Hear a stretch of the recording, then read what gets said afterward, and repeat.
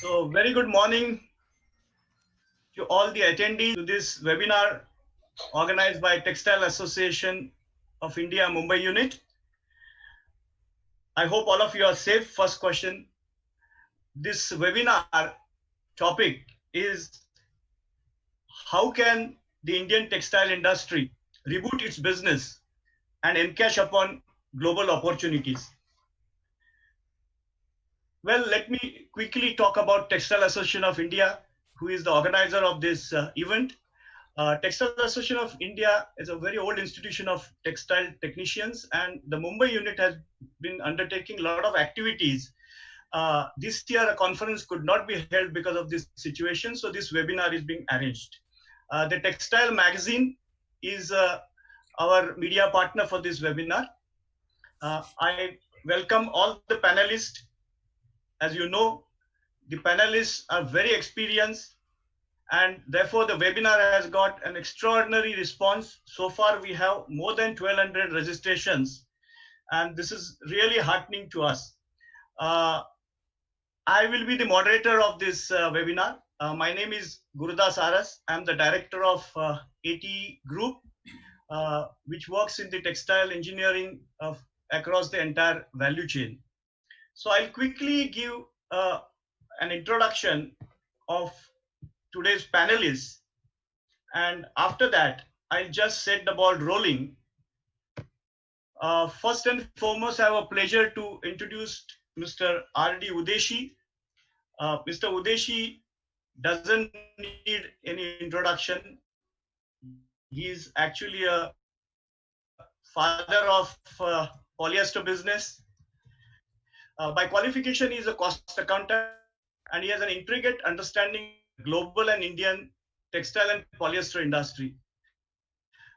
He is the architect who has actually, transformed Reliance Polyester from humble 10,000 metric tons per year to phenomenal 3.5 metric tons per year capacity with a clear focus on value addition. He's also instrumental in creating the largest integrated polyester chain globally.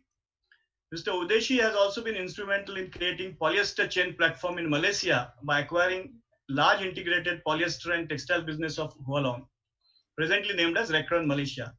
Let me introduce the second panelist, Dr. K.V. Srinivasan. Dr. Srinivasan is Managing Director of Premier Mills Private Limited, Sima Textiles Limited, Premier Fine Linens. He earned his doctorate from the University of Manchester in 1986. Dr. Srinivasan is chairman of TextIle since 2018 and had been the past chairman of Yan Committee as well. He is the present vice president. He was the vice president of ITMF since 2018. Dr. Srinivasan has been the past chairman of CII Coimbatore Zone and also South India Mills Association, SIMA. I have a pleasure in introducing the third panelist, Mr. Rahul Mehta. He's an MBA from prestigious Bajaj Institute of Management. He joined the Creative Group as partner as a managing director in 1982, and today he oversees most of the domestic business of the Creative Group. Mr. Mehta is acknowledged as one of the leaders and a knowledgeable person on domestic garment industry. And Mr. Mehta is an immediate past president of CMAI, and also a member of executive committee of AEPC, that is Apparel Export Promotion Council. He's also immediate past president of International Apparel Federation, and he is the first Indian to be elected as president of IAF. Let me introduce the fourth speaker, Mr. S.K. Khandelia. Mr. Khandelia is qualified chartered accountant. He has been closely associated with the textile industry for more than 50 years in various capacities, and presently he is president and CEO of Sutlej Textiles and Industries. Mr. Khandelia, as many of you know, is actively involved in many common causes of the textile industry. He is presently vice chairman of C Textile Committee and a committee member of TexProSeal, director of Textile Sector Skill Council, and also a member of Spinners Committee of ITMF. Let me introduce a fifth panelist, Mr. Narendra Dalmia, who comes from a very specialized field of technical textiles. Mr. Narendra Dalmia is CEO and director of Strata Geosystems, a joint venture with 140 years old Glen Raven in INC USA, manufacturing PET, geogrids, and geocells, and providing turnkey solutions to the infrastructure sector. Mr. Dalmia is the first generation entrepreneur having experience of more than 40 years. He is a chemical engineer from IIT Delhi and is involved in various fields like pesticides, pharmaceuticals, civil constructions. The sixth speaker is Mr. Rajiv Jain. He is a business head, yarn business of RSWM. He is a textile graduate and MBA by qualification with experience of 38 years. Mr. Jain is responsible for business of 5 units of RSWM, which includes spinning manufacturing facilities and recycled PSF plant. To his credit goes the designing of fully automated spinning plant of 52,000 spindles. In the present role, Mr. Jain is pursuing developing of value-added products and sustainability, as well as broadening of the product baskets across the RSWM group. Uh, so, friends, we have such a experienced panel, and I would, as a moderator, try to get out as much of this webinar. As you know, that our textile industry is a very important industry in India with 12% share of exports, and also it has a high employment potential. Also, 14% contribution to industrial production and 2.3% share to GDP. And therefore, this industry is extremely significant for the any government which rules the country, and it's important for the Indian economy as well.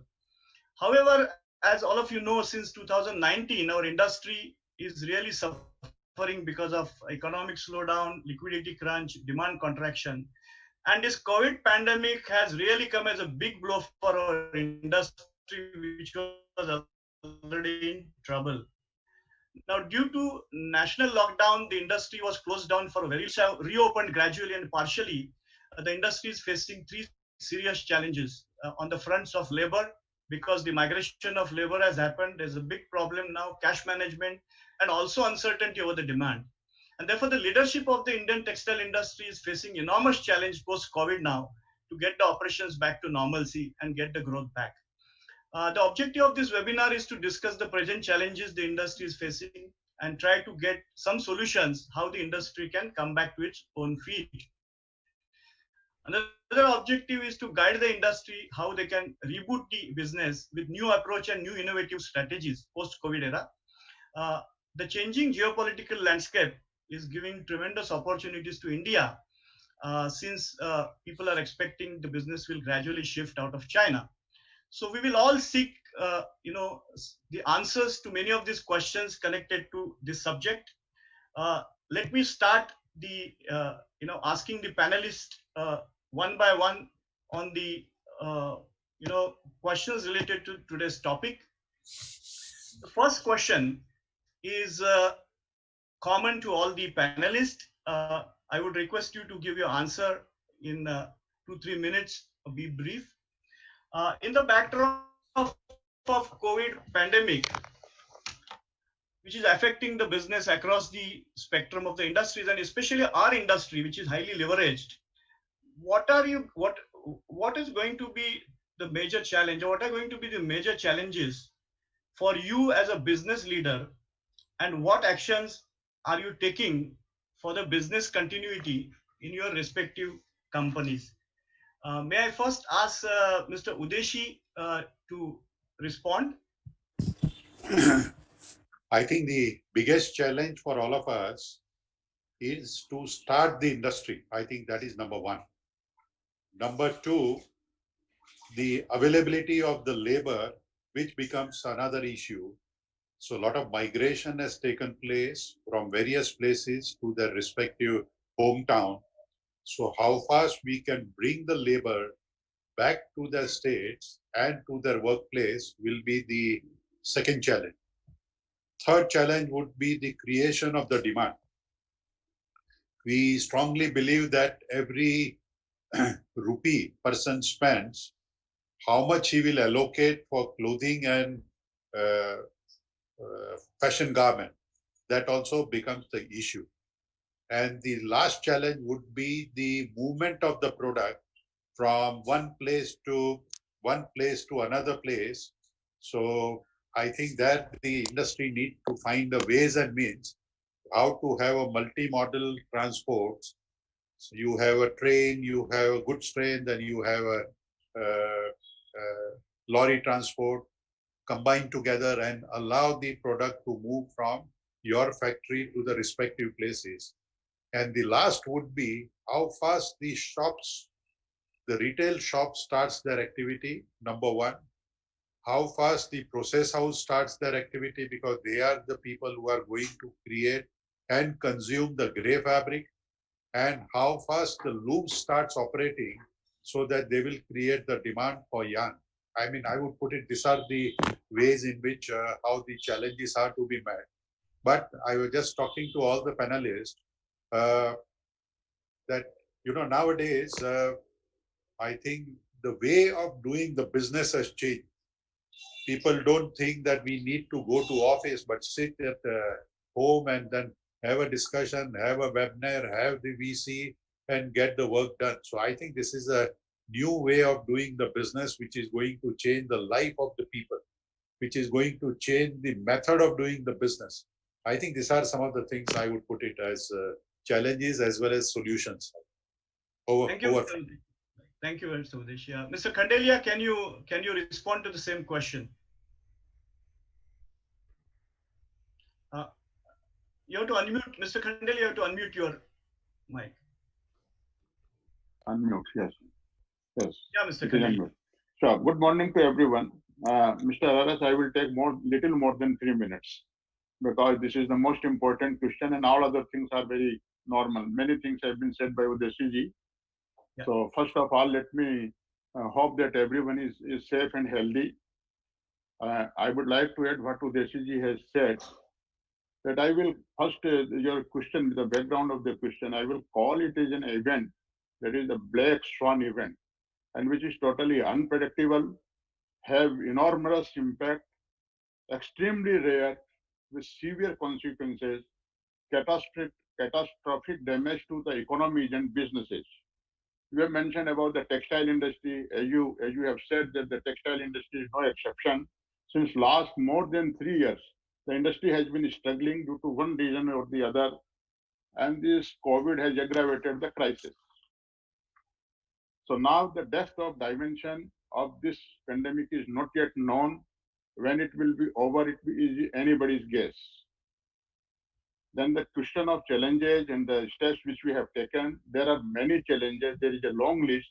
Similarly, the long list of the steps taken, but I will touch upon briefly some of the most important challenges and the steps which we have taken in our company. And before that, I would like to wish to state my simple principle of dealing with the crisis, whether it is small or big.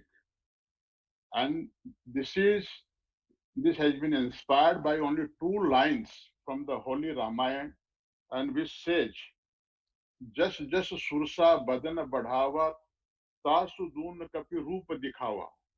This simply means we need to keep multiplying our courage, confidence, enthusiasm, and efforts in much greater proportion than the crisis as it unfolds.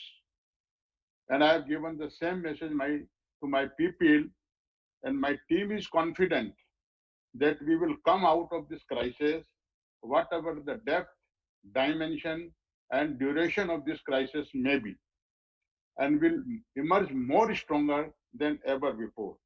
And now they are saying, "हम होंगे कामयाब, एक दिन मन में है विश्वास, पूरा है विश्वास, हम होंगे कामयाब." This is the first thing to deal with the crisis. We need to have the positivity. We need to have the confidence. These are the things. Now I turn to the challenges. The greatest challenge is the safety of our people. And because first of all, we need that our people need to be safe. Then another challenge is the remote working, which Udeshiji has touched. And we have never done like this before and have never thought of doing like this. And we are used to the remote control of the TV, air conditioning, but have never experienced the remotely controlling the companies, all activities. Then the another challenge, and then the various other challenges are there, like this is you mentioned, disruption of demand in domestic as well as in export markets. Reverse migration of labor, which he has mentioned, it is not in our companies, but it is at the all the consuming centers. So even if you are able to manage to produce something, we are not able to deliver it because the at the downstream industry there is no labor. So that is another change. This is resulting in gross underutilization of the capacity and mounting losses, etc. So these are the major challenges which we are facing as of now. And now the steps which we are taking for I have mentioned only the brief of the most important challenges which Udeshji has also mentioned. And the steps which we are taken or taking, that the first is the best possible precaution and following the possible best practices being followed across the world for the safety of our people. And thanks God, so far all our people are safe.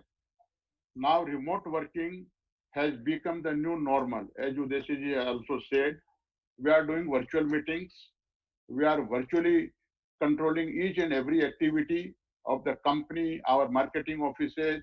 We are engaging with the customers remotely, and everything is being done, and this has become the new normal. So this is the new step which we have taken. Our people were, since we already have the very strong IT platforms like SAP, and this only we had upgraded last year. So that is coming handy. So digital working, we are able to do anything. And now, as a matter of policy, we have decided to have paperless working. So we are moving towards that direction, that we will have paperless working, very little visits and other things, except this is not going to be totally eliminated. Then for the demand and other things, we are continuously engaging with the customers. We have been engaging since the beginning of the lockdown itself. Then we are for the generating the demand, we are trying to increase our customer base domestically as well as overseas. And then we are widening our product offerings, and which every company need to do at this point of time to have to fulfill the demand of the customer, so that the demand comes. And for that, we are further strengthening our development centers. Then there are product and process innovation, optimization of all operational and fixed costs, automation, increased use of technology, value engineering, then of course cash flow management, lean inventories, etc. Thank you. Thank you, Kandilia ji. May I ask Mr. Rahul Mehta ji? Morning, everybody, and hope everybody is safe and sound. I think I really don't have much to add from what Udeshi Saab and Kandelia ji said about the immediate challenges that we have. It's not really specific to the textile industry or the apparel industry. I think that's the challenges that almost any industry today would be facing. So I'd like to take a slightly different perspective onto that. As I said, I think Udeshi Saab very clearly outlined the immediate steps that all of us will have to take.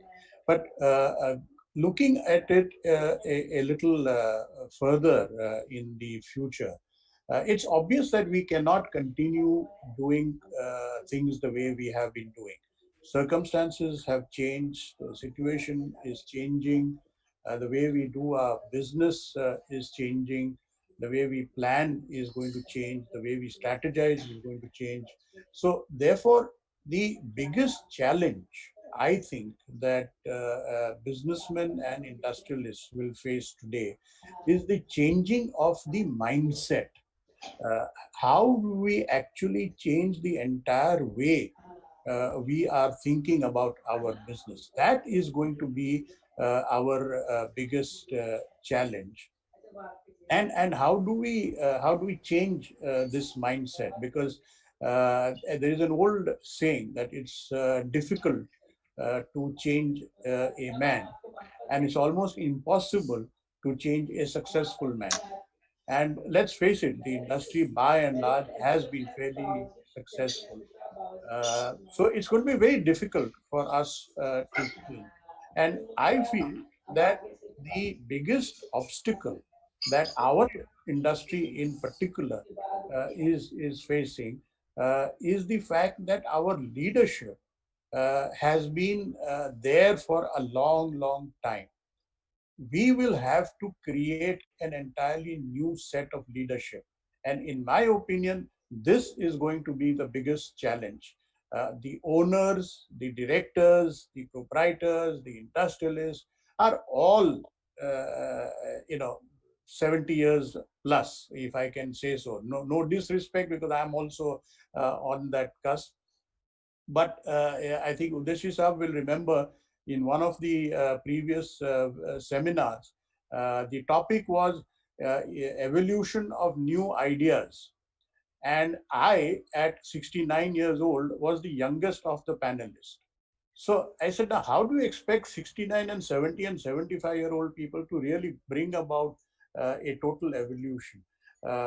And this is what I mean. We will have to create a new set of leadership. And I have to compliment Mr. Udeshi, because I know his organization, the way he has nurtured younger managers, younger executives, newer leaders. I think this is an example that we need to follow in our businesses. If it is a small business, let's develop our second generation. If it is a professionally run organization, let's bring in younger managers. But this, according to me, is the biggest challenge that we as business leaders will have to face. Thank you, Mehtaji. Thank you. Can I go to Dr. Srinivasan now? Dr. Srinivasan, please. Good morning, everyone. Thank you very much for giving me this opportunity. I think all three panelists who have spoken before have given a very good view of what were the challenges faced by the industry. And I would just like to add a few points. I mean, this is an event. COVID-19 is an event which none of us have probably experienced in our lifetime, and hopefully will not will in the future. Again in the future. This has completely changed our mindset. It has changed everything. First of all, we had to deal with the actual event itself. I mean, when COVID came in, we had to shut down our factories. We had to take care of our workers. We had to look after the welfare first, welfare of the workers, welfare of the staff, to make sure they were all well provided. For many of us have plants which have housed workers in-house, and over this entire 2-month period, they were taken care of and provided. The second situation came when things were beginning to ease and we had to open up. You know, textiles is a continuous process industry, and most of us, some of us are spinning natural fibers or even synthetic fibers. It's not easy to restart a plant which has been mothballed for a month. This was a big challenge. We had to fine-tune the machines. We had to apart from the machines, we had to get workers in. I mean, workers, who've been not out of work for a month or two, needed time to set in and things like these were the problems faced inside the factory. Beyond that, availability of workers, and the main factor which other people have mentioned earlier was demand. I mean, you cannot produce when there is no demand. So we had to wait for the markets to open up, estimate what would happen, look at various. If you were making the final product, then you had to look at the retail market. If you were making an intermediate product, then you would need to look at if your subsequent user or customer was back in operation. There were a lot of issues. I think the industry has gone through a very difficult time. Then we come to the commercial aspect. I mean, the stop was very abrupt and very sudden. There was a lot of ongoing business, a lot of contracts which were there, and not just for raw material, for finished products, and all this was a big challenge. Where does one start again? And the industry had to go through a lot of difficulty in, first of all, establishing contact with their customers, finding out if they were in operation or not in operation, and if they were in operation, what their consumption levels would be. And this is something that we are still going through. I don't think we have even gone halfway through that. The industry is still probably working at about 40-50% capacity. Demand is not picked up yet, and we need to understand which part of our customers are working. Then also one brings in ethics in this space, in this stage. We had a situation where a lot of contracts were on hold. Some customers were postponing contracts, some customers were renegotiating contracts. And the associations had to, intervene, talk to the industry in general. We, in fact, even requested our Honorable Minister of Textiles to put in a few words, and she came out with the phrase "commerce with compassion." This was sent to all our customers worldwide on all parts of the industry, and we try to see if we can, revive our business with these customers who had pending contracts. It's also it's how one deals with your suppliers. Just like you have problems with your customers, you also have problems with your suppliers. We had to work. Everybody had to work things out. There was a question of how much you could take or how much you would not take, at what price you could take. This was done so that people understand the difficulty of the situation and work out to something which would mutually resolve all issues. Going forward, I mean, as far as the domestic market is concerned, we have to look at and see how the retail stores perform. If the retail people are going back and buying textile products, then things will move better. I mean, the processing houses will start running, the garment manufacturers will start working, the looms will start operation, the spindles will start running. Now, this is something which is the sort of ball has just begun to roll, and we'll have to see how far this chain gets back into operation. Many of the companies who export have found that markets where a lot of textiles were going, like the United States, like Italy, and Korea, were badly affected by the coronavirus, and all their consumption, their retail sales, their consumption points have all closed down. Now one has to wait and see if these can open and how the reactions will be from these markets. So we have a challenging time ahead, but I think the Indian textile industry can fight and overcome this challenge. We have to see how we go forward. Thank you. Thank you, Dr. Srinivasan. Thank you. May I ask Mr. Narendra Dalmia? You come from a sunrise segment of technical textiles. So, what are your issues and challenges post-COVID?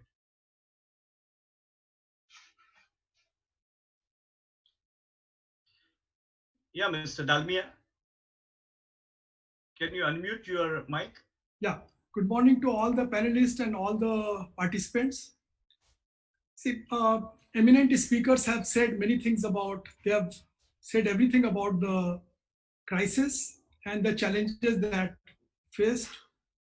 But for us, being in technical textiles and particularly in geotextiles, we had a different setup.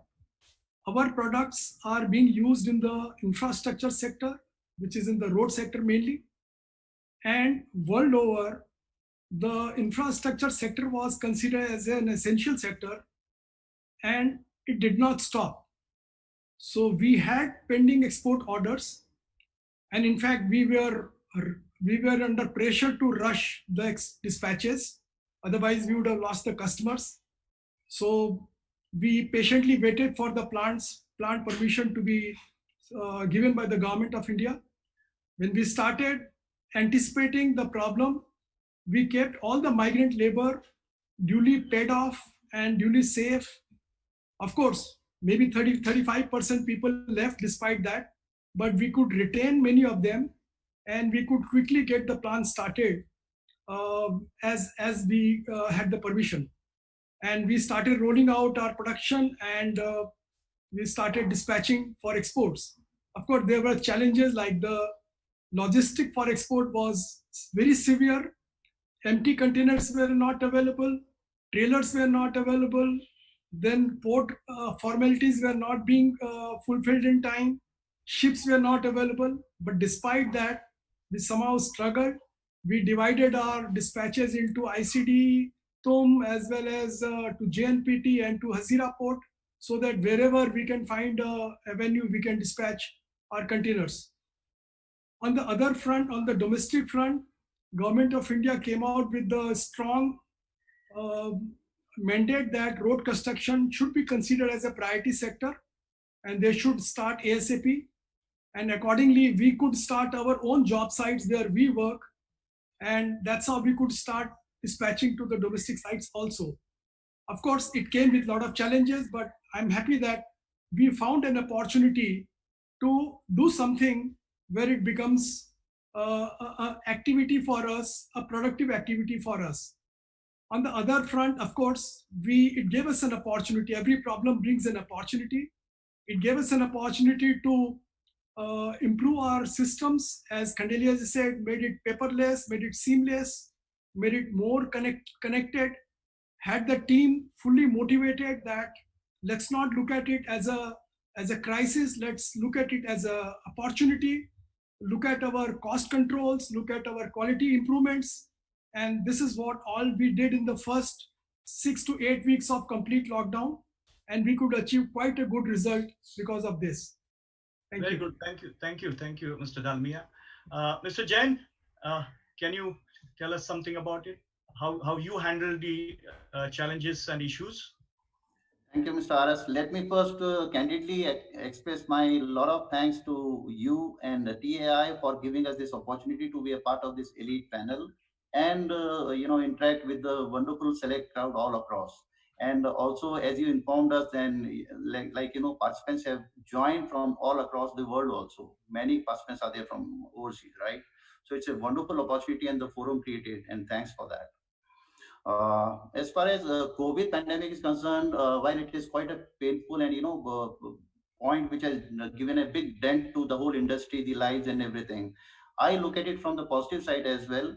That this has at least made us look at the life differently and learn so many things about how we can lead the life with so many of restrictions, virtual contacts, and more importantly, the cost factors which we had never looked at seriously earlier. And this particular area, when we look at seriously and make it into our habit, then when good times come, right, our business are going to grow much competitively and we'll be much better off. So that is the better side of it. Now coming to the deep challenges, right? As very rightly shared by Khandelia ji, we had actually been running through very bad economic slowdown since the last couple of years, except for very small phase when we had done really well in Dalian markets. But overall, the situation was with very down sentiments. And we had actually been given a big blow, double blow, I would say, with this pandemic, and it will take a lot of time to revive the whole business scenario. So I think the way manufacturing facilities have started coming up, restarted with just 30-35%. Some of the businesses like Daidian sector is still in trouble, with running just 30, not more than 30%, except for cotton segment and PC, which is running say 80 to 100% because of demand in market. But the overall situation is really bad. Orders from brands, they are still taking a lot of time to come, and till that doesn't happen, the garmenting industry also, like from Vietnam and Bangladesh, which is still waiting for the orders to come up, they've started very marginally to some extent, only to honor their earlier commitments, right? So that is kind of a very big challenge for us, and we are just waiting and watching how the things will perform. And then another issue which is coming out is import of gray synthetic spun gray yarns, which is actually dumping in India at very low prices. And this is not the pandemic related, but this has been spoiling the whole set of market and affecting the domestic manufacturers quite a bit.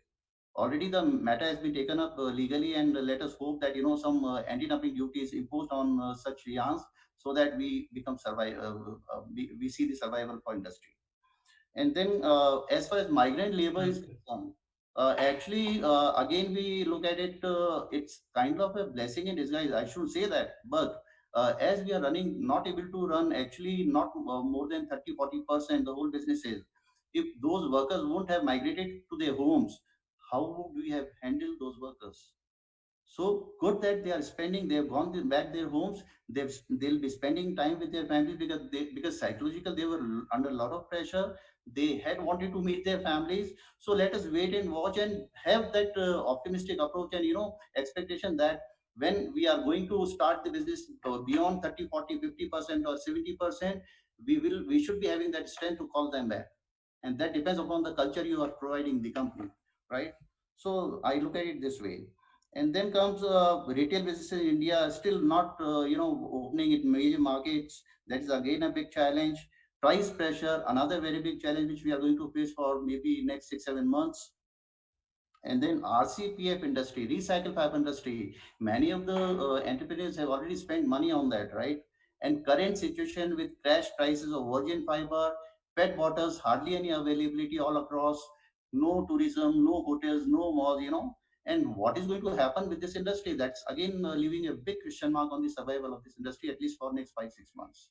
That will be another big challenge. So let me come to the actions. What business continuity we are looking at RSWM, or what we look at it is that as far as cost measures are concerned, extensive measures undertaken at RSWM in advance for cost saving in many ways, with major thrust on cost of man, stores, raw material, factory overheads, and inventory and power.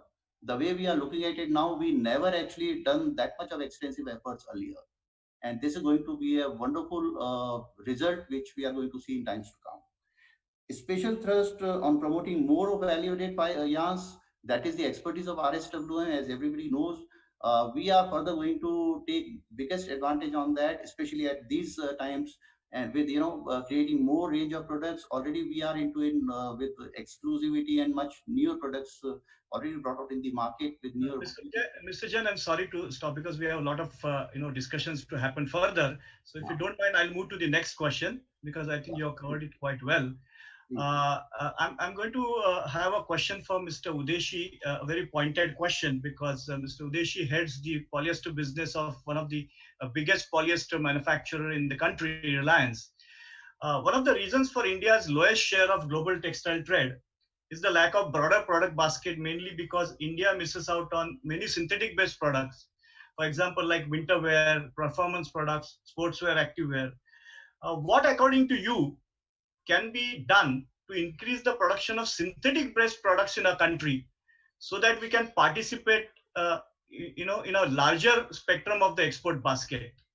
And my second question attached to this is Reliance taking any initiative to motivate fabric manufacturers to venture into import substitute products like sportswear, activewear, luggage, or bag fabrics, which are imported in a very big quantity in the country?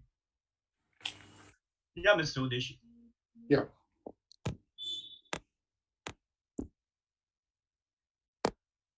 Yeah, thank you. I think traditionally India has been considered as a cotton-based textile manufacturing hub. The logic was quite simple, that the cotton was reasonably cheaper than the international market in India. Number two, we have ample availability of cotton, almost up to 6 million tons as on now, maybe increasing also. And we are one of the largest producer of cotton. So of course, the export of cotton-based garment always became a priority for all the Indian manufacturers. Number three, I think in the past, fortunately or unfortunately, polyester was always considered as a luxury item rather than the necessity item. That allowed and it also created a revenue stream for government. And I remember we paying almost like 85 rupees or 87 rupees a kilo as excise duty on polyester filament yarn somewhere in 90s. I don't remember the date exactly. That did not allow the industry to progress. However, the mindset of the government has changed totally. And we do realize that if India needs to increase their textile production from where it is today, say $140 billion to $350 to $360 billion in next 5 years, the cotton will remain stagnant in the range of 5 to 6 million tons, whereas India would need another 12 to 13 million tons of synthetic fibers, mainly polyester, to meet the demand of the textile industry. Fortunately, government took appropriate steps from time to time, and today, for all practical purpose, the synthetic and the cotton textile are by and large put on a par on the excise duty as well as on the custom duty, etc. I think where we were lacking, in my view, is we have excellent upstream facility, We have refineries which produces all raw material. We have xylene, paraxylene, PTA, monoethylene glycol. We have fiber filament manufacturing facility, including PET for bottle grade chips. However, I think the weaving industry did not come up to the required number. I think globally, people talk about 5 to 6,000 water jet looms under one shade. Here in India, we have 200 looms, 300 looms or so, and we feel happy about it that we are the large producer. So I think there is a mindset change which we need to bring to the Indian manufacturer and say that, let us change. I think we have a Malaysian unit which has a 6,000 water jet looms and producing 1.4 billion meters of fabric every day. So this is the kind of the facility we need to have in our own mindset, in our own country. So this is one thing. The second thing which we need to be little clear is that you may produce good gray fabric. Are we in a position to produce and process gray fabric into required global standard? Is our processing facility good enough to meet the requirement for global requirement? Number three, the garmenting unit, which are sourcing this fabric, are finding it tough, but things have changed. Now the people have come out with a good processing facility to meet the requirement. So I think the things will change in coming days, and India would be able to produce the fabric, process the fabric to the required standard.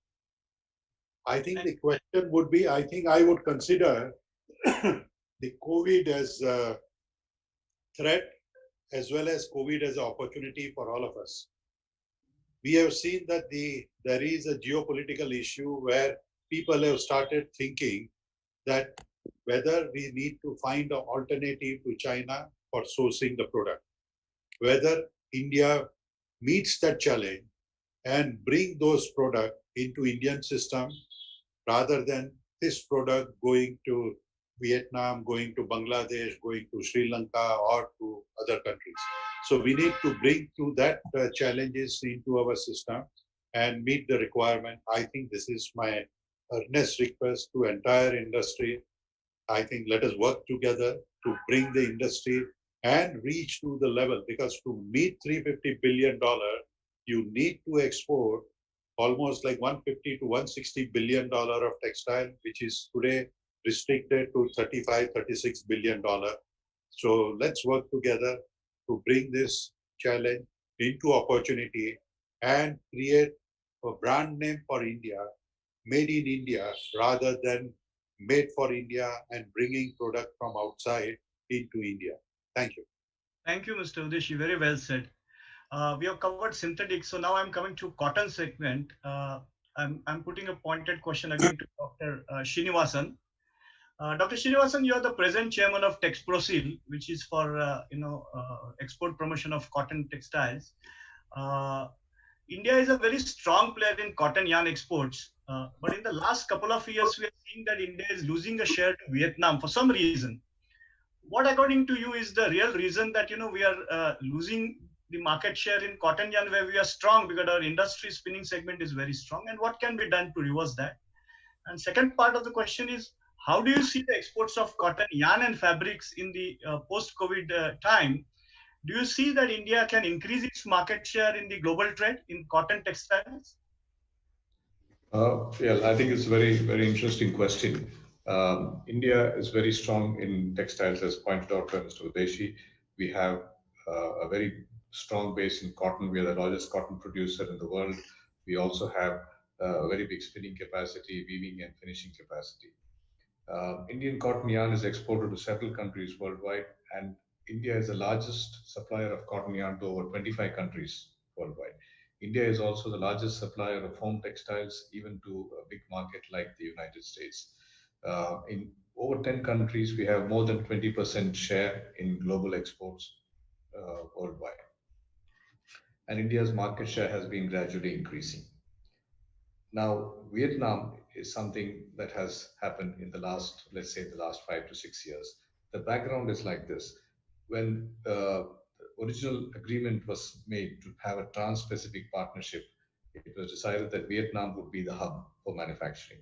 It had the advantage of being in the trans-Pacific region. It had the advantage of lower labor cost and cheaper manufacturing cost.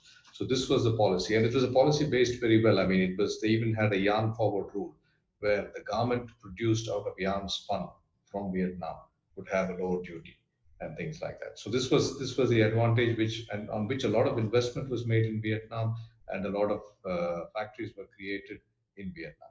Unfortunately, the Trans-Pacific Partnership Agreement did not take place because Mr. Trump put a stop to it. However, even though this was a big blow to Vietnam and was supposedly supposed to help the Indian manufacturing industry, Vietnam recovered very well. They went into, they made use of all the investments they had made, very high new investments, high tech investments. Then they decided to improvise. They got into an agreement with other countries in the TPP, not necessarily the United States, but other countries. So they had a smaller basket, but they had the advantage to ship products to this. Over 11 countries joined them in this agreement. Then they decided to focus on certain products. For example, they have a very big presence in both cotton textiles and synthetics. As far as cotton textiles was concerned, they decided to sort of look at premium cottons. They decided to buy the cotton from the United States, convert it into yarn, fabric, and garments. So they had American cotton, machine picked cotton, contamination free cotton. This was an advantage and a USP which they used to their advantage. There have been also a lot of Chinese investment took place in Vietnam. So what happened was that all this money, which plants which were moved out of China or new plants put in Vietnam, basically was supplying textile products to China. So China was moving its manufacturing out of a high cost environment to a low cost environment in Vietnam. Some of the leading Chinese companies as well as the Korean companies have made very big investments in Vietnam, and basically they are taking the entire production. Vietnam today has become the third largest producer and exporter of yarn in the world, which is a huge step considering that it started out in textiles only 10 years ago. The other advantage that Vietnam had was the trade agreements. They have, in the last couple of years, they have signed free trade agreements with the European Union, with Korea, and with other countries in the Asian trade bloc. So they have an advantage over India in terms of tariffs, which is also a big point to them. Vietnam also concentrated on production of value-added products like coarse spun yarns, high-performance fabric from synthetic fibers, and all this helped a big way in increasing their, not only making them a large size of production, but also making them high-tech manufacturer of textile products. Vietnam also has a geographical advantage. They are very close to China. They're very close to other major markets like Japan and Korea in the Far East, and transport times and lead times are much shorter. The only disadvantage that Vietnam has, as far as textiles is concerned, that it does not grow or produce any cotton. So this is the only disadvantage. But I think even then they have been able to overcome that to some extent with either their cost of manufacturing or their lower tariffs for their products, and they have been able to make inroads into markets where India used to cater. Now, India has to wake up to this challenge. I mean, we have to get into high perform value added products. We have to, this is what the industry can do, getting into value added products, making our manufacture, size of our scale more economical, increasing the size of the scale. There are also some opportunities where we can work along with Vietnam. I mean, for example, Vietnam will also consume textile products, textile raw materials, and I think the Indian textile exporters have been talking to their counterparts in Vietnam. We had a few weeks ago, there was a video conference in which the Vietnam Chamber of Commerce was involved, and we were discussing and looking at products where India could do business with Vietnam. One of the issues that came up was the transit time, because they said there were no direct shipments from India to Vietnam, so this was going to be a problem. Now, apart from this, we would also need some support from the government. We have, let's say, certain areas where we could do much better if we have the required policy level support. One is the government has come out with a very good scheme called ROTTEP for refund of duties and taxes which are exported. Now this is applied, is given to certain textile products, it's given to home textiles, it's given to apparel, garments, but not to fabric and cotton yarn. If this was extended to all textile products, we could have a substantial growth in our textile exports. This is a point which we've been highlighting to the government, and we sincerely hope that they will ensure that this scheme covers the entire entire range of textile products. Similarly, interest equalization scheme. As you know, interest rates in India are much higher than our competitors in other countries. We have been asking for an interest equalization scheme. The government came up with a scheme, and it has again given it to certain products like again home textiles and apparel. And if it can be extended to cotton yarn, cotton fabric, then there would be a definitely a big possibility of our increasing exports. Tariff barriers is the other advantage. I mean, India has to negotiate over a period of time free trade agreements with European Union, with UK, and also lower tariff agreements with countries like Korea and Japan. The last point which I would wish to emphasize is sustainability. This is the key word today. Everybody wants a sustainable textile product. The Indian textile industry has invested a lot in green energy. Many textile companies across the whole of India have invested in solar energy and wind energy, and this is something which can be used to promote our textile products. Here again, some policy support is required because the potential of green energy or the advantages of green energy are not recognized throughout all the states in India. If India could have a policy saying that a company which is green has a definite advantage and green energy is made easily available or economically available to countries, we could use this concept of sustainability, which is now the key word in the textile industry and retail. We could use our manufacturing strength to promote our products worldwide. Yeah. Okay, thank you, Dr. Srinivasan. Now let's move from cotton textile field to garments. Mr. Rahul Mehta is an expert from the garment field. So my question to you, Mr. Mehta, is what are the real reasons for India's garment exports not growing substantially and not able to succeed in the global markets, as like the Indian home textile products have captured the US and European markets? It's said that India lacks big garment capacities, or it has a higher cost of production, has logistical bottleneck. There are several reasons which are given. Are these the only reasons that our garment exports are not increasing?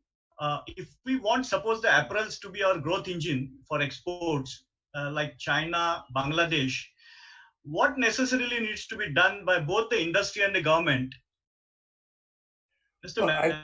Yeah. I personally believe that the real reason for garment exports not sort of succeeding the way it should have, or way some of the other sectors have, I think is the very, very narrow product base that we have built for ourselves. If you really, if you look at a very macro level picture, we say that we have about 3.5 to 4% of the world trade of garments. But if you break down the entire world trade in garments into, let's say, casual wear and formal wear, and in casual wear, maybe the economically priced garments and the expensive garments. If you actually look at where we are today in the casual wear, cotton-based, low to medium price segment. And in this segment, I'm making a wild guess, but I don't think I'll be very off. We already have around 20 to 25% of the market share. And you cannot keep growing if you keep doing exactly the same thing that you have been doing for the last 40 years. So the only way, in my opinion, garment exports can have a quantum leap is to expand its product base, move into formal wear, move into polyester-based wear, move into performance wear, move into winter wear, move into sports wear. These are the only the only steps that we can take if you want to I mean, okay, from $16 billion, we can move to 17, $18 billion, maybe even $20 billion if certain things come around. But if you want to take it from 16 billion to 30 billion or 35 billion or 50 billion as the dream is, you've got to move into these spheres. Otherwise, we are going to stagnate as to where we are. So that's according to me the number one factor. The second factor, I think, is the lack of productivity.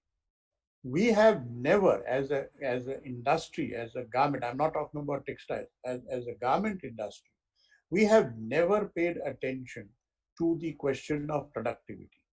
Now, in this current world, where your buyers are nominating the fabrics which you have to buy, the prices at which you buy these fabrics, the number of toilets that you have to have in a given factory, the distance between the head of one worker and the nose of the second worker, the salaries that you pay to your workers, virtually everything is dictated by your buyer. And the only thing that you have in your hand is the number of shirts that you produce per day per machine. That is the only thing that you have in control. And unfortunately, we have never focused on that. So this is the second biggest factor. I think we will have to, as I said in the first answer, we will have to change our mindset and really focus on the productivity of our factories.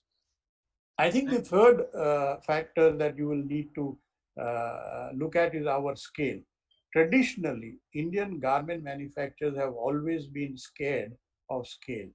You will have a Shahi, you will have a Matrix, you will have a Richa Garments who have expanded. But again, why would Shahi, for example, need to have 35 different places where they are having their factories? Why would an exporter, many exporters have today 1,000 machines, but not at one place. It has spread it over 10 or 15 places. And this is where probably is one of the biggest obstacles, because we cannot use the latest technology. We cannot use productivity enhancing measures because we are just simply too scattered.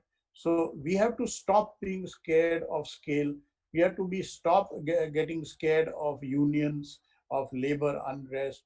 These are things that all other industries are managing very successfully. India can work in a larger scale without closing down. So I think this is something that we need to look at. And finally, I would say we need to stop depending on crutches. I think over the years, the garment industry has become too dependent on the government support. And we are not doing enough to create our own solutions. I'm not saying the problems are not there.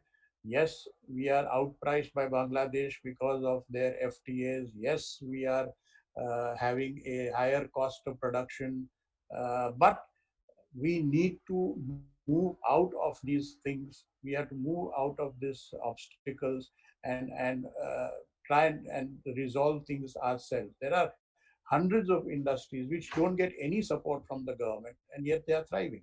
We need to figure out how to thrive without crutches. So these are the three or four, in my opinion, the factors apart from anything else that have been holding back the growth of garment exports. Thank you, Mr. Mehta, for being so direct, which you are always in answering. Now let's move to the home textile segment. My question is to Mr. Khandelia. You have a very vast experience in cotton and synthetic yarn fabric business as well as in home textile area. What, according to you, are the factors which are responsible for India's success in the global home textile business, especially in the USA and EU markets? How do you see the Indian and global home textile market responding in the post-COVID situation with respect to especially consumption? How do you see it post-COVID? Right. It is true that India has a very large share in home textile market in the US and Europe.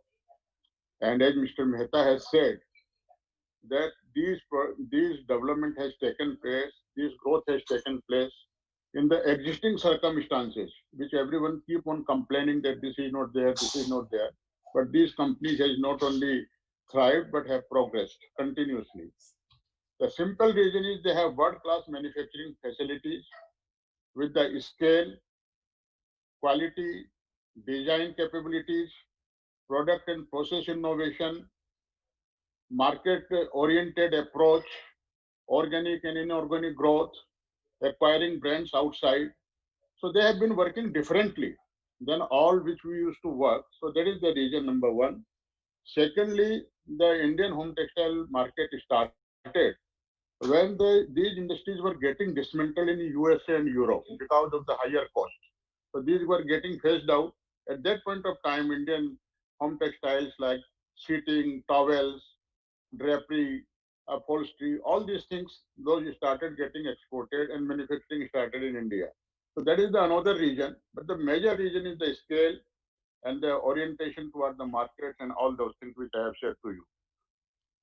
Then you about 20 to 35% at least there will be market demand disruption in this year in the India as well as in the international market because of the impact of the COVID. So that is going to be there. This was your another question. So I think I have answered your question. Thank you very much. Thank you very much, Mr. Dalmia, Mr. Khandelia. Now we have covered home textile. I'm coming to technical textile field because this is also equally important field, and the technical textile growth is somehow directly related to the economic growth of the country. So, Mr. Dalmia, my question is: technical textile is a sunrise sector, as identified the government also, with a very high growth potential. However, the dependence on imports is still quite high, especially for the specialty fibers, specialty yarns, even for simple products like sanitary napkins, diapers, seatbelt welding. There's a long list, medical implants. Compared to other developing countries, even the per capita consumption in India is quite low.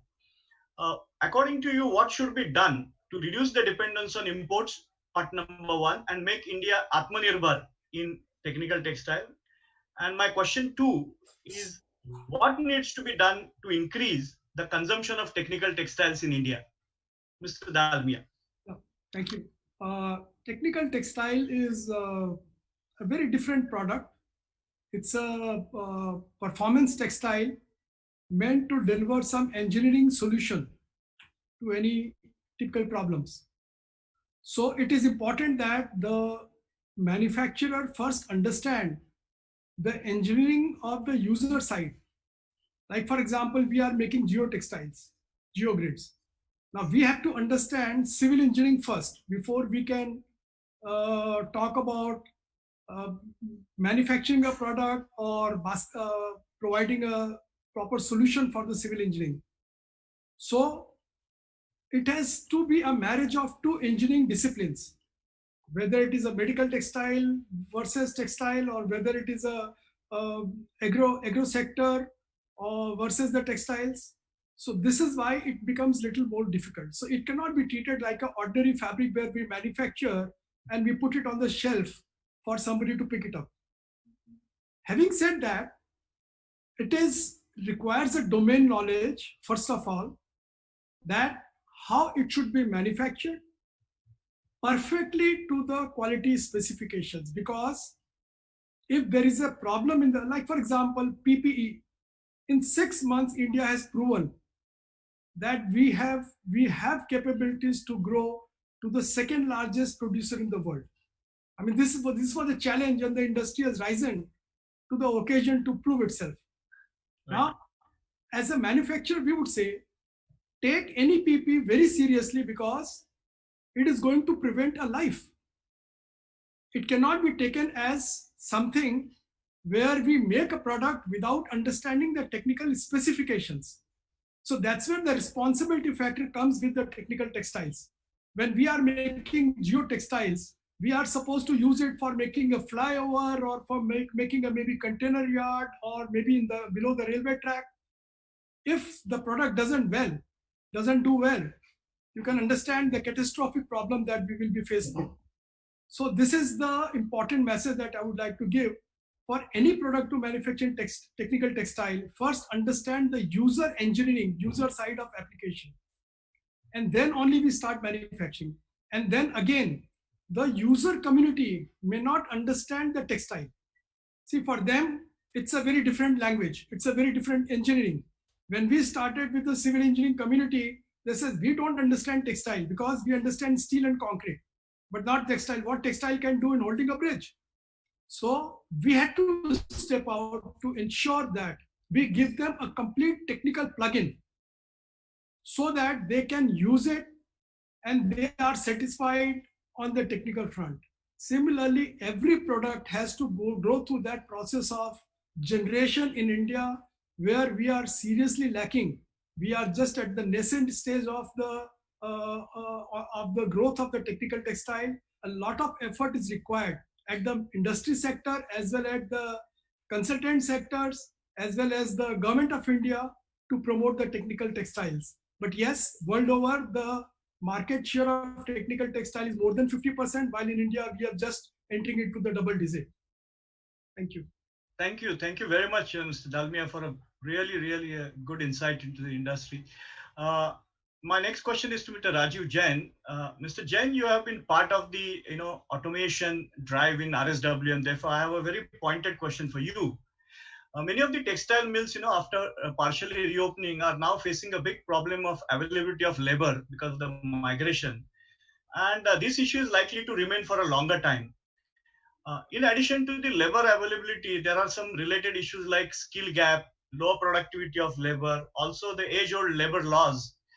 In this backdrop, do you think that a time has come for the industry to seriously look at automation, digitization, and also artificial intelligence as the possible avenues for adoption?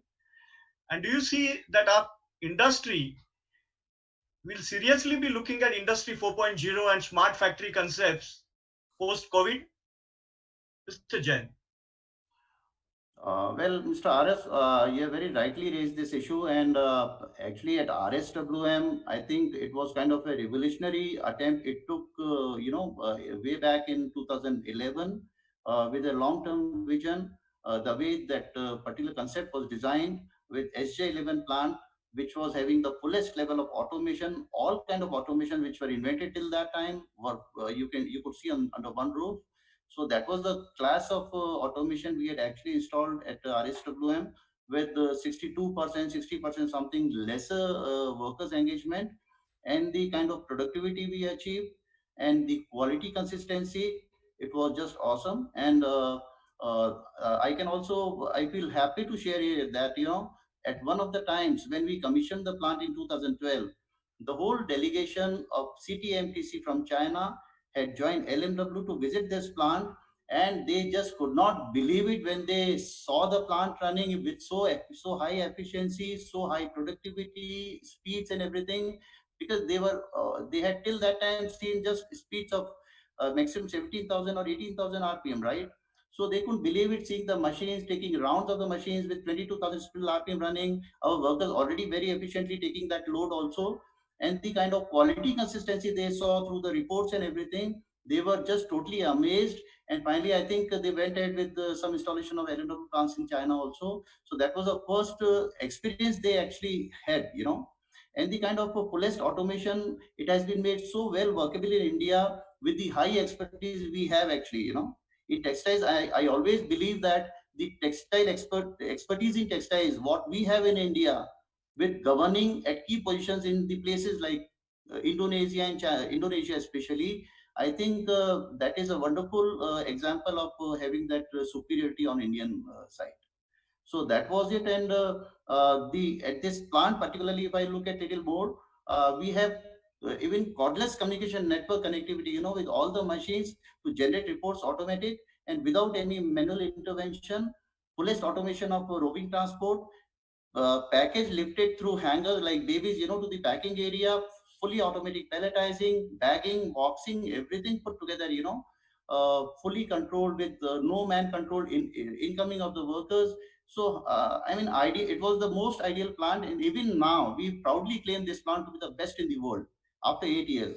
And another very important thing which everybody should learn when they look forward to, having this kind of an automation with perfectness of automation solutions, and whether they hire Neuenhauser or Electrojet or whosoever, with the installation of LMW, clubbing with maybe auto blending, kind of the best automation from Twister India and all, they should look at the trading part.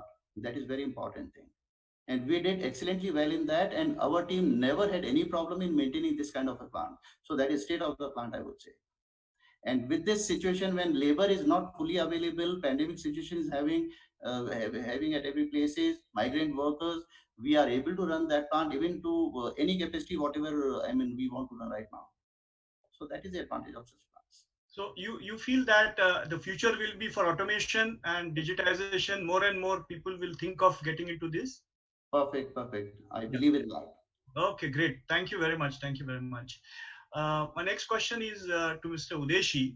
Our Indian psyche is that when there is a critical situation, we perform very well. Even our cricket team in one-day matches, in the mandatory over last 2-3 hours, we really perform extremely well. So in the COVID situation also, our industry has really stood up and supplied the personal protection equipment, and nearly 7,500 crores worth of this medical equipments were supplied by the industry. My question is to you, Mr. Udeshi, because you come from synthetic background, which is a raw material for this. The healthcare related products like personal protective equipments, for example, like masks, hand gloves, coveralls, as well as medical disposables like wipes or surgical gowns, hand gloves, they're all synthetic based products. Post COVID, the Indian market itself for such products has increased considerably and estimated to be around about 10,000 crores annually. While there is also a very high export potential for such products, which is not allowed by government so far, but there's a huge export potential. Do you see the demand for these products sustaining for long? And do you have the required raw materials available locally to manufacture all these products? How do you look at this emerging business opportunity for the Indian industry, textile industry? Thank you. Thank you. I think medical textile is a new business altogether for the industry. I think it is very interesting that pre-COVID, India did not manufacture single PPE suits, and these suits were imported mainly from China in a large quantity. And I remember, I think the cost of importation was almost like 2,000 or 2,200 rupees per PPE suit. Mm-hmm. I think we were given a challenge from the ministry that we need to produce these PPE suits into India and supply these suits for our internal requirement. I think industry took this as a big challenge, and today India produces almost 400,000 PPE suits daily basis. I mean, the figure may vary from 400,000 to 500,000 PPE suits because there are a lot of small manufacturers who have also come up. Interestingly, these PPE suits are supplied to the government almost at the range of 500, 600 rupees per PPE suits, which are almost 1/3 or 1/4 of the cost of importation which took place. That is number one. The second interesting part is, because I also had few VC with the doctors, doctors are feeling unsafe for using Chinese PPE suits. They are not sure that the certification agency who have certified these PPE suits supplied by China to government of India, government of Maharashtra, or whoever it is, they are meeting the international standard or not. And doctors were feeling that they are exposed to the COVID because they are not sure of the quality of the suit. Fortunately, we Indian industry got the certification agency initially through CITRA, and now there are 5 or 6, 7 agencies who are doing a certification work, and we are now supplying these PPE suits. So for your information, in Alok, which we took over this industry few months ago, we are producing almost 100,000 PPE suits daily. So it's a big jump. And I had a call with the textile ministry, because I think time has reached where Indian industry is reaching to a saturation point as far as the PPE suits are concerned. The world needs PPE suits. So my recommendation to the ministry was that you allow the export of these PPE suits after meeting the domestic requirement, and meet the domestic requirement without creating a shortage, but get the approved PPE suits for export so that we create a brand India in international market. So this was one. The second interesting project which I was personally involved was in swab project. I think all of us, we should know that swabs are a basic requirement for testing the throat and a nasal residue which goes for testing. India did not have the capability to produce swabs. So again, the textile ministry came forward and told industry, and mainly to us and Johnson, that you are producing earbuds, why don't you produce swabs? I think J&J and Reliance, we took this project on our hand. We decided that we need to bring this swab into production in less than 8 to 9 days in a commercial production. The swab needed polyester sliver as a base material so it can hold the liquid which comes out of the tissues, which comes out of the throat and the nasal. We created this fiber which meets the requirement of producing swab. Overnight, we spent almost for 3 to 4 nights, our scientists worked together and created a fiber which meets the requirement for the swab. And today, we and J&J combined together, so mainly driven by J&J, are producing 500,000 swabs on a daily basis. Another interesting subject is the swabs were imported from China at almost 17 rupees a swab. Challenge was given to us that you produce swab at the lowest cost. I am happy to inform that these swabs are almost produced much below 2 rupees per swab, maybe to be more realistic, 1 rupee 70 paisa per swab, at 10% of the cost of swabs which have been imported in the past, and meeting the domestic requirement. I think industry has risen to the need of the nation. I think we forgot all our commercial aspect of it. The entire Alok which used to make commercial garmenting for export purpose, entire garmenting unit was switched to making PPE suits. And today they are making almost 100,000 PPE suits on a daily basis. Question is whether we have enough material.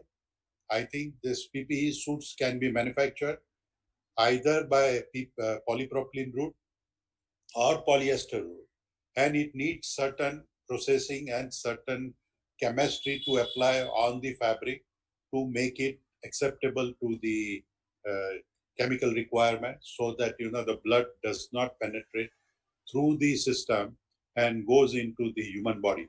So this we have been able to do it, and I'm happy that I think country today has become the second largest producer in the world for PPE suits. I have requested Textile Ministry that please allow industry to export these PPE suits and meet also the domestic requirement, and export these PPE suits in a regulated way so that we don't create a shortage internally, number one. Number two, we do not spoil our name in the international market like we have imported Chinese suits, and doctors are feeling unsafe to use this Chinese suits for their own internal usage. So we must do it, and I have been assured by the ministry, textile ministry, and with the concurrence of MH, that is health ministry, they will give a clearance for export of the product. So I am feeling quite a proud Indian. I think we rise to the occasion. We forget our commercial aspect of the business, and need of the hour was to produce PPE suits. Need of the hour was to produce the swab and provide this to the local requirement. And we have done it, and I think feel quite proud about it. Thank you. Thank you, Mr. Udeshi. And really, I think all of us feel really very proud to be an Indian because our Indian industry really stood up to this challenge very successfully.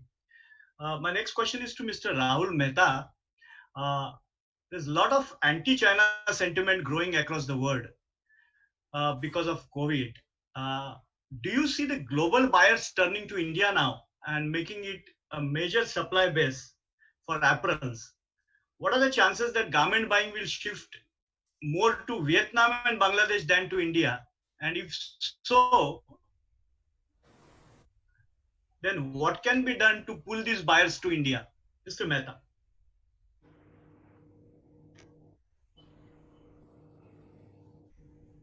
Mr. Mehta? Well, I've always that India has never lost an Yeah. opportunity to.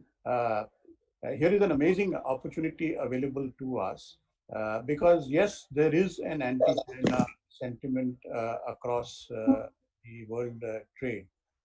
Uh, I don't think it's going to be as easy as it sounds.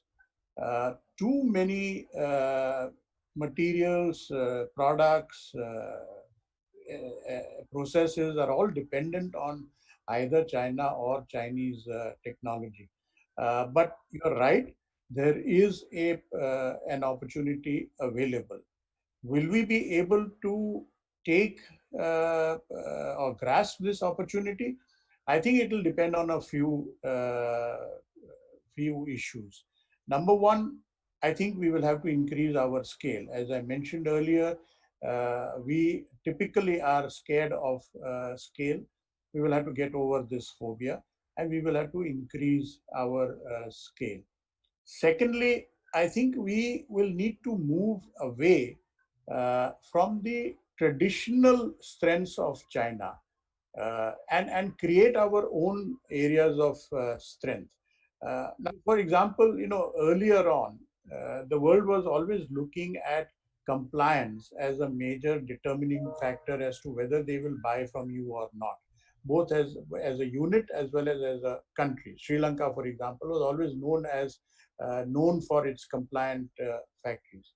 I think compliance is something that people are now taking for granted. What we will now have to probably pitch our sales pitch is on sustainability. I think we will have to position ourselves as a country which has sustainable processes, sustainable products, and sustainable factories. So this is something that will help us, I think, in order to try and replace or try and get some benefits out of the anti-China sentiments. Third, I think, as I said, instead of trying to compete with China headlong, can we create some of our own USPs? China, for example, was never known for effectively or efficiently manufacturing smaller quantities. Uh, in the process of building up scale, can we try and capture a much larger percentage of the small order business? Because understand one thing, post COVID, everybody is not going to go back to their 100,000 pieces per style and 500,000 pieces per style orders. Everybody at their own level is trying to scale down their businesses. So the orders the quantities per style are likely to come down. India has the unique opportunity, even more than Vietnam or Bangladesh, to manufacture smaller quantities. Can we focus on that? Yes, we have to build scale. So I'm not saying something which is contradictory. Yes, we have to build scale, but in the meantime, let us focus on our strength, which is smaller orders. And I think we need to look at that very closely. Thirdly, as I said, our product base. If you want to keep on making cotton casual wear at cheap prices, I'm sorry, I don't think we are going to capture too much of the businesses moving out of China. So we'll need to increase our product base and get into newer products. I mean, I must say, absolutely hats off to Mr. Udeshi and to Reliance. I think they have really shown us what can be done if people actually set their minds to. So I think this is another factor that we need to focus on if we want to move, get some benefit out of the anti-China sentiment.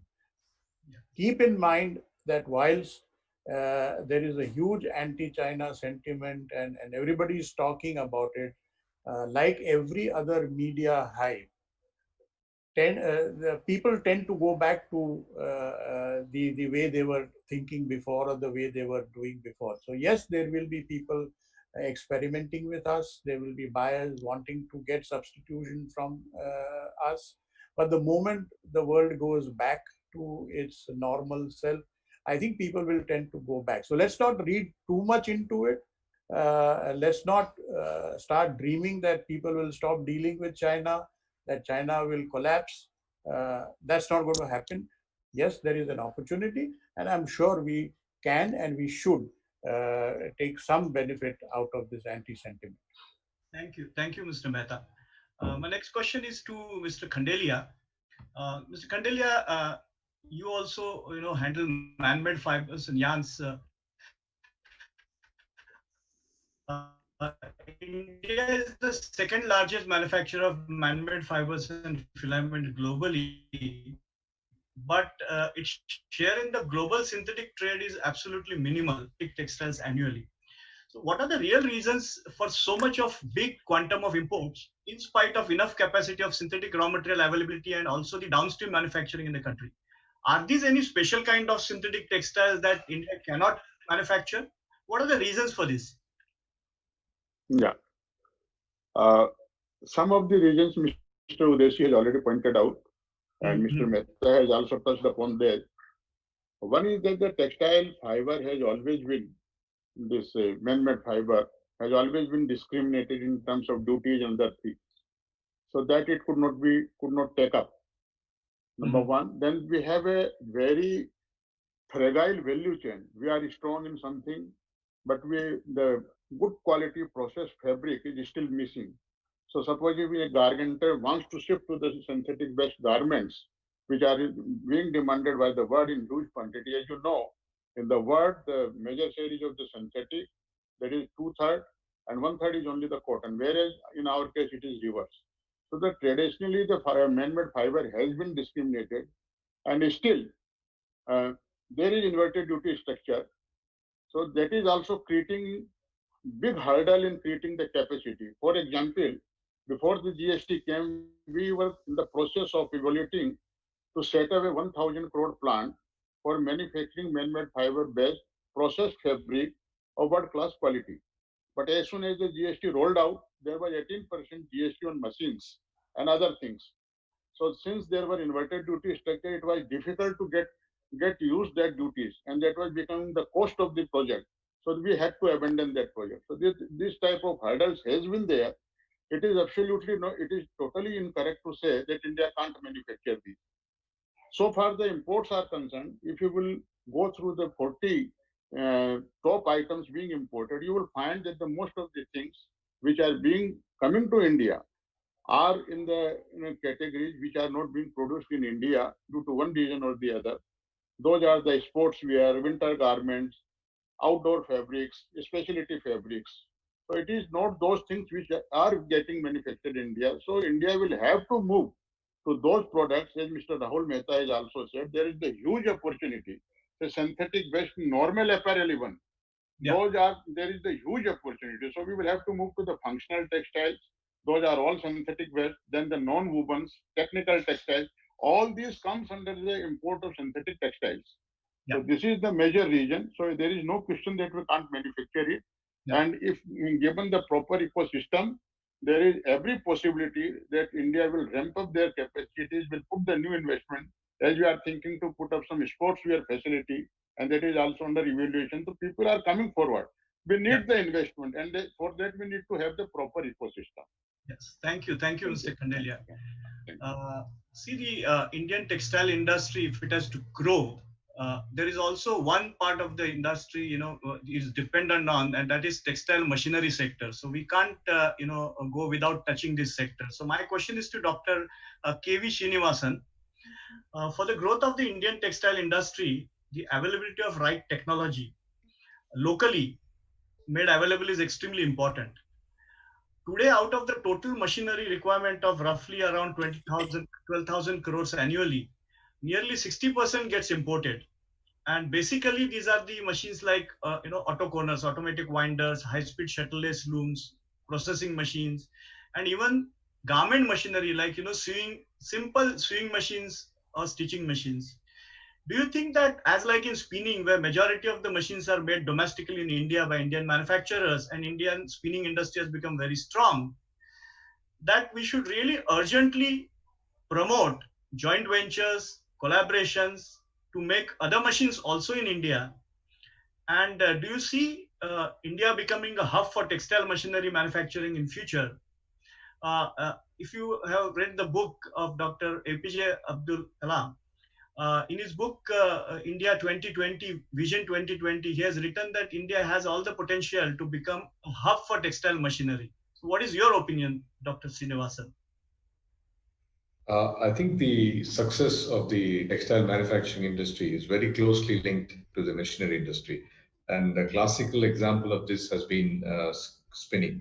Today, India produces world-class yarn and also world-class textile machinery.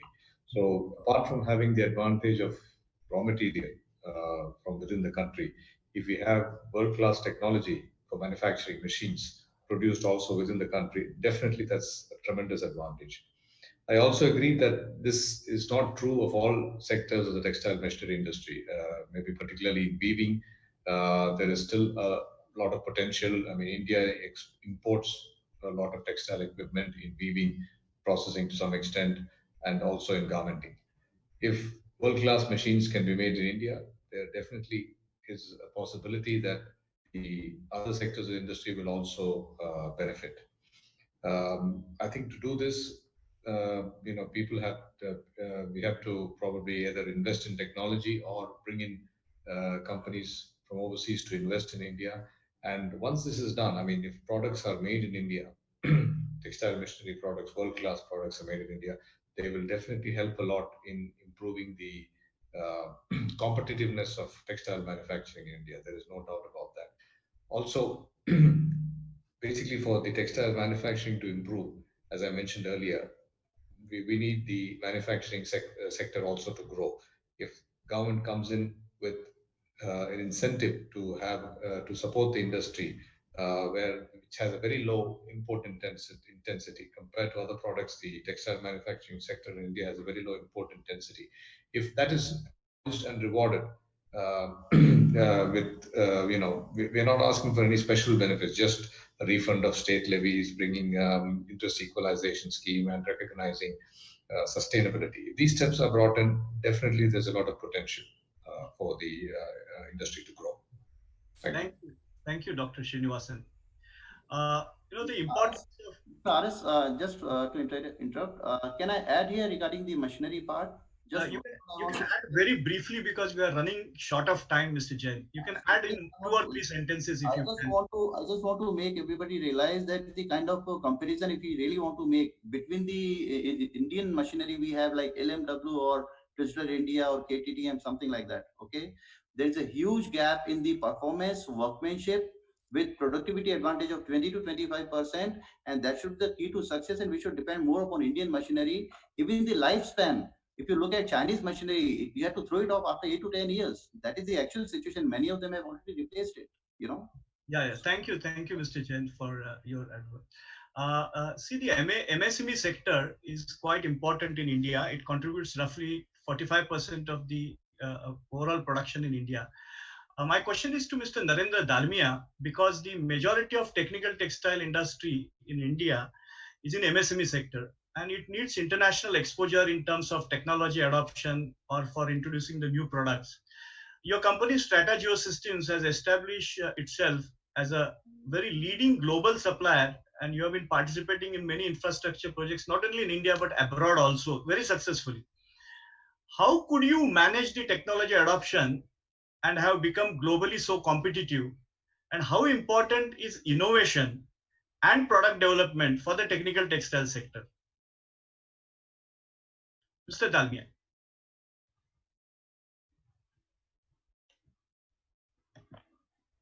Yeah, Mr. we Yeah, started yeah. 2004.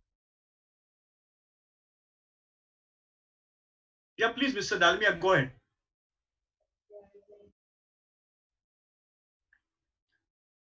Hello, Mr. Dalmia.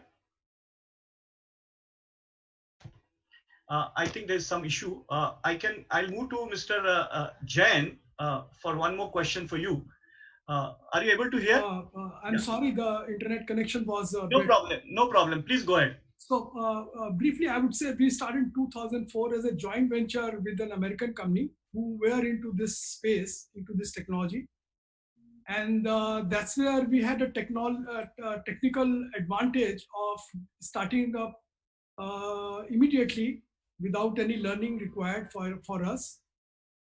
The growth of technical textile has 5 steps because these are new textile, new technologies.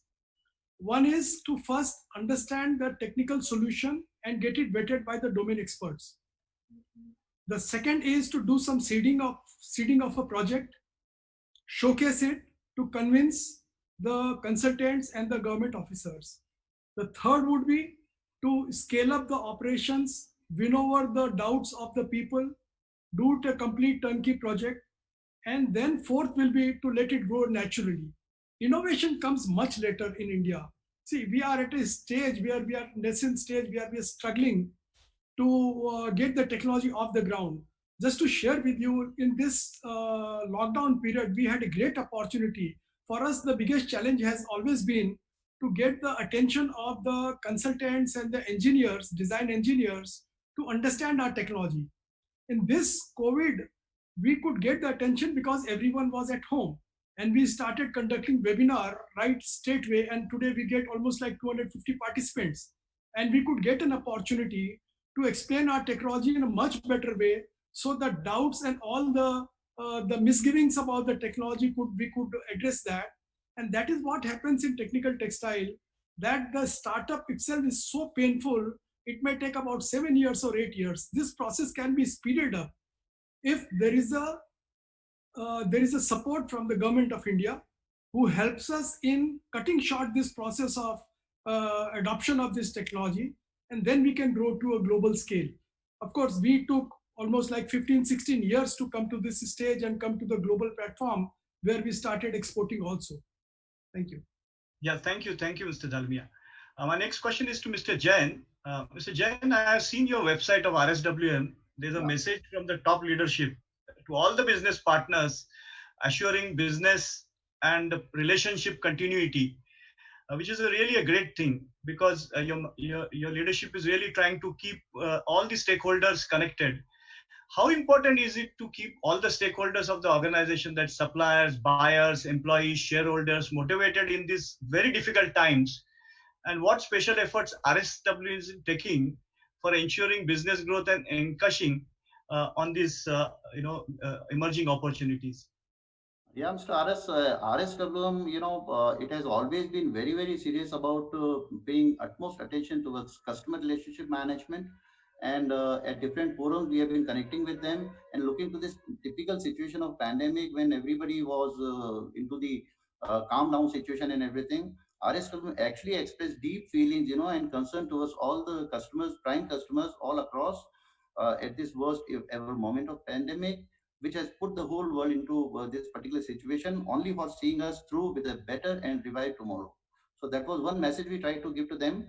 And we attempted to actually convey our feelings, realizing that even at this moment of no action, the whole team of professionals is seriously concerned with the thought process as to how fast and how best we can revive the whole business situation and start serving them better, and making it into a win-win situation for both, right? So that was another message we gave them loudly, and we got a wonderful response also from all our key partners. And action measures in the prevailing situation of no action, we can just count down here, like town hall meetings, and even with the customers, we started having some interaction on virtual basis. An organized plan we actually went ahead with to restart our whole operations, and we made them aware that even with this hardly any action in the plants, we were working actually and preparing ourselves to create another range of products to offer to them when the pandemic goes off, and we start serving them back. Yeah. That was Thank the you. Yeah. effort we actually put into them. Thank you, Mr. Jain. Since time is short, I have a last question to all the panelists, and thereafter I would like to take at least few of the questions because lots of questions are coming and some have come in advance. Gentlemen, this is going to be a quick fire round, so I want you to answer quickly and not more than 1 minute because we have to finish it off early. My question to all the panelists: if India has to become a superpower in textiles and aim to corner at least 10% market share of the global trade in, let's say, next 5 years, what, according to you, are the three topmost actionable points? One for government, second for the industry. Very quickly. I mean, I don't want you to explain, but just give me three topmost actionable points for the government and textile industry if we want to become uh, really a superpower in textile with at least 10% market share. So first, I would ask Mr. Udeshi sir. Uh, I think increase the scale of activity, number one. Number two, create the quality product. Number three, create the confidence with the customer that we are the reliable supplier and we are not a fly-by-night operator. Yeah. That's all. Thank you. Thank you. Mr. Kandelia. Yeah. Uh, you have asked about the government. We want only three things from the government. That is the level playing field, ease of doing business, and creating ecosystem for the growth of the industry. For the industry, my advice is not to follow the herd mentality, to do the things differently, invest in new products. Secondly, to have the quality, timely delivery, good customer service with the consumer-centric approach, not only customer-centric and consumer-centric approach. Thank you. Okay, thank you. Dr. Srinivasan. As far as the industry is concerned, I think they have to upgrade their technology, look at producing value-added, high-quality products, and to be as competitive as possible. From the government's point of view, as mentioned earlier, we want a level playing field. We want, in terms of refund of taxes, interest rates, interest equalization, and nurturing sustainability and power reforms. Thank you. And improving infrastructure. Thank you. Thank you very much. Mr. Rahul Mehta. Point number one, do not look at the government. Let the government do what they want to. We as an industry have to perform whatever we need to ourselves. Point number two, productivity. Point number three, product base. Point number four, rethink your business strategy and your leadership plans. Great. Mr. Dalmia? Yeah, I would say quality, of course, is the main thing in technical textiles. Quality and confidence, because technical textile requires a lot of confidence. Then the most important thing is improve the marketing skills. Go more digital, create your brand, and ensure that we follow all the international standards. That will bring more people to us. And the last thing is the timeline, door to delivery. That becomes a challenge for Indian industries when our supply systems are not that robust. As far as industry are concerned, I would say these are the 3 points. As far as the government is concerned, I would say please compensate for all the block taxes and levies adequately. And number two, to improve the port connectivity and the custom processes. And lastly, I would say we are welcoming many foreign companies, but treat Indian industries also and give a faith in them for them to grow to a global level. Well said, well said. Thank you. Mr. Jain. Yeah. First point can be, when you are inviting the overseas investment in India, then land subsidies, that has to be at beyond new level. And then second, anti-dumping duty part, I already said about. Tough systems started for spinning, weaving, and garmenting and all with revamping. And then comes a special concession in power rates, because we are not getting competitive across the globe in terms of power rates and the consumption part we have. And then ESI liability also can be covered by Ayushman Bharat scheme. That is one of the suggestions for government. And for industry side, one good suggestion I will come out with here is taking the concept of think bigger and turn bigger. New entrepreneurs, new entrepreneurs should be given proper coaching and making them aware of what opportunities they can be looking forward to. In Okay. terms of technologies and opportunities and product mixes and everything, so Yeah. that they can start thinking bigger and getting into more enhancement, expansions of their businesses. Okay. Thank you, Mr. Jain. So now, I will move to question and answers. This session has been extremely interesting, and I think there was really it was a wealth of knowledge. I think the participants must have really taken from the panelists. I'll take some few questions which have come in advance, and few I'll take which are coming right now. There's a question from Mr. Rahul Bhajekar, Managing Director of GOTS, that is Global Standards Organization. His question is, any one of you panelists can answer. Will sustainability and environmental consciousness be sacrificed at the cost of rebooting the business post-COVID-19? Any one of you can answer. Then I'll move to next question. If you want a blunt answer, and I know Rahul is not going to like this, Rahul giving this answer. No but problem. At the moment, yes, I'm afraid philosophical issues like sustainability and things are going to take a sort of a backstage for a few months. I think the entire focus is going to be on rebooting, restarting, and on survival, frankly. But let me reassure Rahulji that you cannot ignore sustainability for long. People will go back to sustainable manufacturing, sustainable products, and sustainability is here to stay. And in the long run, you will not be able to survive unless you look at sustainability. And I know that some people have already disagreed with what I'm saying, but this is my honest opinion. In the next 2 months, or next 3 months, or next 4 months, guys, I'm going to make sure that I'm able to survive and run my factory, and then I will go back with a vengeance to the ideas which are very dear to my heart, sustainability being one of them. Thank you, Mr. Mehta. There's one more question. There's one more question. Should the textile, it's always a play between domestic versus global trade. So should the textile industry give equal or more importance to domestic market as much as making a play in the global trade? Hello? Udeshji replying that. Yeah, no problem. Please, sir, go ahead. Any one of you can answer. Yeah. Yeah. There is no question of distinguishing between domestic and export. There is opportunities in domestic as well as in export. If India want to grow in textile, both sectors are very important, and there is huge opportunities in both. Thank you. Thank you. There's one question. I would say that export and domestic should be at the equal proportion, because export market can be very country centric nowadays. People are becoming, every country is looking inward, so we should not forget our own country and our own domestic demand. Yeah, thank you. There's a very interesting question. I think, Mr. Rahul Mehta, you're going to like it because someone is supporting your view about subsidies. There's a question from Mr. Esakimuthu Nagarajan. He says, since our subsidies are being questioned by WTO, the Indian government is in the process of devising WTO compatible subsidy schemes. But for a longer run, should we really rely on government schemes providing subsidies, and how much the government subsidies are helping the growth of the textile industry in India in reality? Good question. Yeah, any one of you can answer.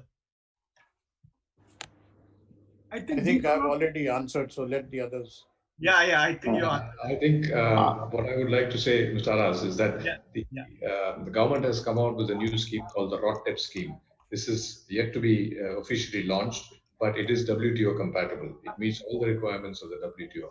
And I think having a scheme like that, which is both WTO compliant and gives India a level playing field, is very important, especially in view of considering the situation where we have a disadvantage with tariffs, etc.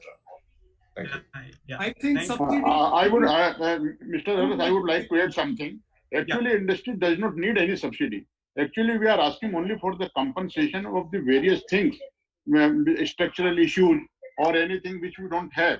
Otherwise, we are not asking. Say we don't have FTA, PTA, and because of that we get incompetitive. So we are not asking actually any subsidy, but we are asking to compensate, like Mr. Srinivasan said, to refund the taxes and duties and other things. The taxes and duties can't be exported. So we are not actually not asking for any subsidy. Yeah. So basically, subsidy is a wrong word. Subsidy is a wrong word. It's a compensation. Yeah. There are, I think, hundreds of questions coming. So it's a very interesting question. Why industry leaders are not requesting the government not to hire workers in Manrega who are working in different mills? Because, if they are engaged in Manrega, they won't come back to the mills. Anybody of you can answer. Yeah, that is, we have already requested the government from all the associations that anybody having the Provident Fund number, ESI number should not be employed in Manrega. But the government will not listen to this at least for some time, because they have gone back and government wants to give them the work at their birthplaces at least for some time. But another fact is also that, the people who have gone to their homes in last 1 or 2 months, they've already started approaching the companies to come back. So they are not having that much of fascination towards Manrega because they hardly get anything actually. I'd just like to add here that availability of labor is going to be a very important factor as far as textile manufacturing in India is concerned. Textile manufacturing is labor intensive, and if India does not have the required skilled workforce, then we are going to start slipping in terms of competitiveness with other countries, and our manufacturing cost will go up. Thank you. There is a question on garment industry. Do you see there will be shift in garment manufacturing from south to north due to migrants going to their places? If I can answer that, I would not like to sort of geographically describe it as south and north and east and west, but most certainly, I think in the long run, the factories might shift to where the labor is. When we first started learning our commerce subjects, we were told that manufacturing factories should be either close to the source of raw material or to the source of the markets. Today, I think we'll have to add a third factor, which is source of labor. So I think that is very important. So wherever the labor comes from, yes, today, typically it is assumed that a lot of labor comes from Bihar or UP or Jharkhand, and therefore you're talking in terms of north. But let's not get into the north-south divide. I think the factories will have to move to places where labor is available and you can get skilled labor. But again, it will have to be tied up with your scale of production. If you are hoping to run a 25 machine or a 50 machine factory, you really can't afford to uproot yourself from Bombay or Delhi or somewhere and go to a remote place where labor is available. So again, it will have to depend on your scale of production.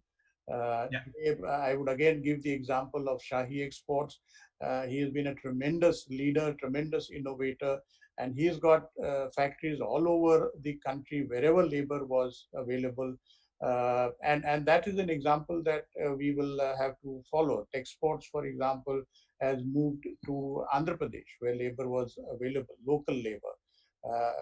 My own company moved to Daman and Vapi many years ago, almost 15 years ago, 20 years ago, where again, the local labor was available. So I think this is something that we will need to follow and implement.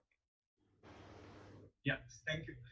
There's one question for Mr. Udeshi. In fact, I'll just take two more questions only because of limitation of time. What we'll do is that there are lots and lots of questions, and the panelists are very knowledgeable on this subject. From Textile Association of India, we'll try to seek the answers to many of these questions which are pointed to particular panelists. You may have to provide your email addresses to the Textile Association of India. Mr. Udeshi, there is one very specific question to you. Can we have intelligent suits for patients, like sensors, having sensors for blood glucose, temperature, ECG? These intelligent suits can wirelessly connected to the app of the doctor's mobile.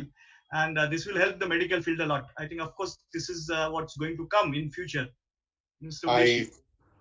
I fully agree. I think that is the next level of PPE suits which will be manufactured, where one can get the message from the PPE suit directly to the screen of the monitor, which will say what is wrong, what is right, what is the temperature. So this thing is bound to happen. Only question was, for the time being, what was necessity to meet the requirement has been done. I think the next line would be to go for more intelligent suits, like we talk about the intelligent garmenting, where you say you wear a t-shirt and it measures your heartbeats, which transmits a heartbeat to the level of the monitor. So I think this will happen. Yeah. Thank you. There's a question from Professor Vishaka Karnal. This is the last question I'm taking. What are the strategies planned by various industries to meet the safety needs of the employees on opening of the factories? And starting the machines itself may be a problem, and getting workers back to work, and to maintain physical distance and hygiene in the work environment in the concern. What is being planned in this respect? I think I can reply to this. Yes. At RSW, we have been so well prepared and so highly appreciated by the whole team of government officials and doctors and everybody whosoever visited different clubs and the facilities. Perfectly, we were into order at all places with respect to hygienic conditions, sanitization, maintaining distancing, right, and using the mask, and everything was in full place, and it was really appreciable. And we are educating and counseling everybody on almost daily basis. So that is the kind of mantra for today's working. Thank you. Thank you very much. I think we are running out of time. I would have just continued like this because there's so much of depth of knowledge with you panelists that I don't really think like stopping at any point of time. But I have to be, also attending. So first and foremost, I want to thank personally all of you, Mr. Udeshi Sir, Mr. Mehta, Mr. Khandelia, Mr. Jain, Mr. Dalmia, and also Mr. Dr. Srinivasan, for spending your very valuable time and sharing your thoughts with all the participants. On behalf of Textile Association, I immensely thank you. And I thank you all the participants for making the webinar successful. Thank you very much. Thank you very much. Thank you. Thank you. Thank you.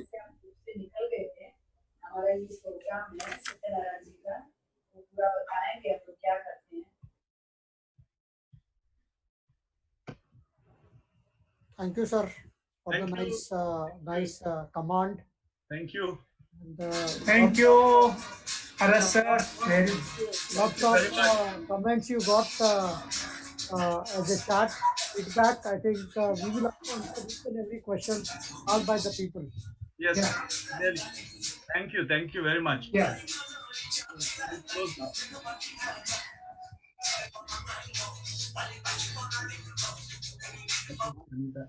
Thank you, sir. Disconnect kara. Yeah, right. Okay. video conferencing webinar.